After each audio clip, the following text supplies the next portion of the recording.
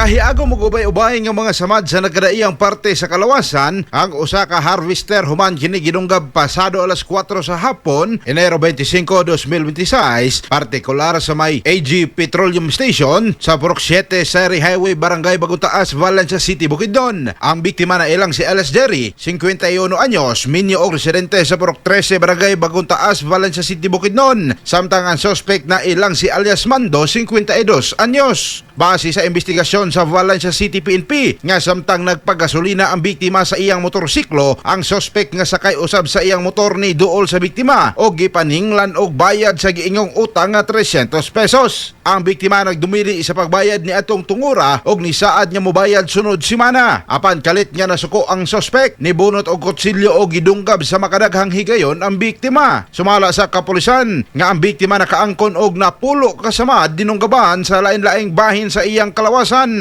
og daling gidala sa balay tambalanan alang sa medikasyon. Sa pagresponde sa kapulisan, malampusong nasikop ang suspect og na-recover ang kutsilyo nga gigamit niini sa krimen. Sa pagkakaron, ang suspect nagakustodiya na sa Valencia City Police Station og posibleng mag-atubang sa tukmang kaso. Mga katropa, kape ba nga healthy inyong gipangita? Mag Santon Plus Coffee Mix ka na. Alang sa nagkahiusang Pilipino para sa Pilipinas, katropang Rustom Villafranca, XFM News.